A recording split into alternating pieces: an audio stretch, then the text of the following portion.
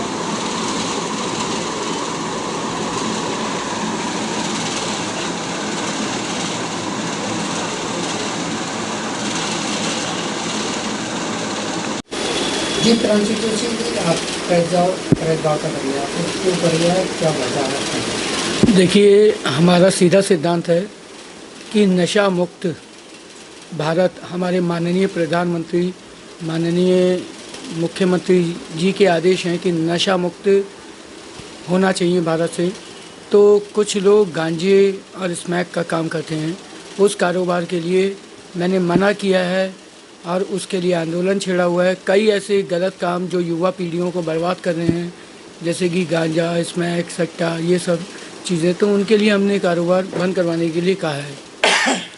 मैंने कई बार इनको चेतावनी दी, एप्लीकेशनें भी दी, लेकिन इनकी समझ नहीं आ रही है और ये उल्टा अपने गुर्गों से हमें जान से मारवाने की धमकी दे रहे हैं। तो कहीं ना कहीं कोई चूक है। रंजीत सैनी नाम का एक व्यक्ति है जो गांजे का कारोबार करता, पहले खोखे से कर रहा था, फिर पुलिस प्रशासन ने उसको बंद करवाया, वो सहारे कार्य किया, लेकिन आज वो अपनी धर्मशाला की आड़ में अपनी माँ के साथ गांजे का कारोबार कर रहा है, जिससे युवा पीढ़ी बर्बाद हो रही है। उसमें हम कभी भी नहीं चाहेंगे कि युवा पीढ़ी बर्बाद हो, और युवा पीढ़ी आज जाग रही है, तो इस कारोबार को बंद करवाने के लिए चाहे मुझे अपने प्राणों की आहुति देनी पड़े, मैं तैयार हूँ, लेकिन इस कारोबार को अब बंद करवा के ही दम लूँगा।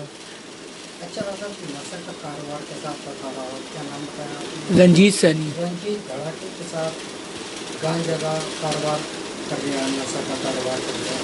कहीं ना कहीं तो उस पर युवा पीढ़ी का तो कहीं ना कहीं असर दिखाई देगा। युवा पीढ़ी बर्बाद हो रही है, नशे की आदत लग जाती है तो उसके बाद वो बर्बाद हो जाती है, चाहे चोरी करे, डकैती करे, तो ये क्राइम तभी रुकेगा जब ये गांजे का काम बंद होगा। और इसके लिए ये हिंदू समाज पार्टी युवा मोर्चा ने संकल्प लिया है कि इस कारोबार को अब बंद करवा के ही दम लेगी, चाहे कुछ भी हो जाए। सड़कों पे उतरना पड़ा तब भी हम मंजूर हैं, हम कारोबारी को बंद करवा के ही दम लेंगे।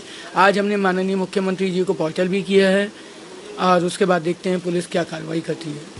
इसके छत्रछाया में देखिए, कोई ना कोई तो संरक्षक दे रहा है, अब कौन दे रहा है ये नहीं मालूम, जो भी दे रहा है, इस कारोबार को अगर बंद नहीं होता है तो उग्र आंदोलन करने की हमारी पूरी तैयारी है।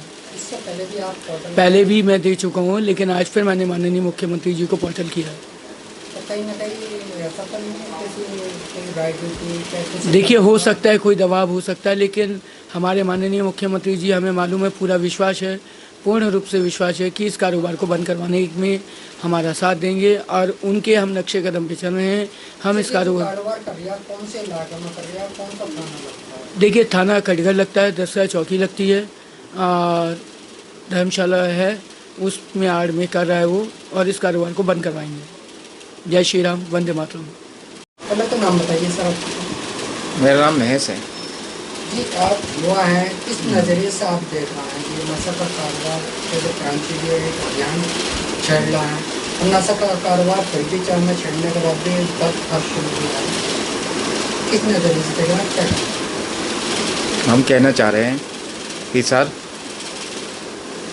पुलिस वालों के बच्चे भी इस पे ये हो रहे हैं, नशा कर रहे हो, इसमें गांजा, तो आज इनके पापा पुलिस वाले हैं, तो ये नशा करेंगे बच्चे, तो ये क्या बनेंगे? ऐसी शिक्षा विभाग के भी है, रेलवे के अधिकारियों के बच्चे हैं, रेलवे कॉलोनी में बहुत नशा कर रहे हैं। ये सब फाटक से ही आ रहा है, और रंजीत नाम का लड़का ही इसे बेच रहा है। और जोशी जी जो भी कुछ कर रहे हैं, ये बहुत ही अच्छा कर रहे हैं। हम युवा सब इनके साथ में हैं, और हिंदू समाज पार्टी इन्हें छोड़ेगी नहीं। क्या मतलब है, इन्होंने पहले भी एप्लीकेशन पोर्टल पर लगाई थी, फिर भी चाहे मैं अब फिर दोबारा पोर्टल पर लगाई है, तो कहीं ना कहीं किसी को छत्रछाया में तो फल फूलेगा कि नहीं? हाँ, ऐसा हैगा। और जोशी जी को भी बहुत धमकियाँ मिली है कईयों के पास में, और हम बता नहीं सकते किस किस ने धमकी दी है। अच्छा, ये कौन कर रहा है, कहाँ पर करता है कारोबार? ये दशहरा चौकी है, पुल के नीचे फाटक है, यहाँ ही कर रहे हैं, और अब यहाँ से ख़त्म करके ये धर्मशाला में कर रहा है। क्या नाम है इसका जो कर रहा है? रंजीत नाम है। इसकी तो लेडीज भी है, वो उसकी माँ कैसे? हाँ, ये नशे के कारोबार जो करते हैं, जैसे कि दांतों में खून लग गया इनके, अब इनके सारे परिवार के आदमी करते हैं, जैसे एक बंद हो जाता है तो माँ संभाल लेती है, ऐसे ही चलता है, नशे का काम ऐसे ही होता है। तो कहीं ना कहीं दसराय के आसपास के इलाके के अंदर सब कुछ गांजा का काम ये पूरे फाटक में फैला, थोड़ा पड़े। हाँ, हल्के हल्के पूरे में जा रहा है, पूरे मुरादाबाद में। सही।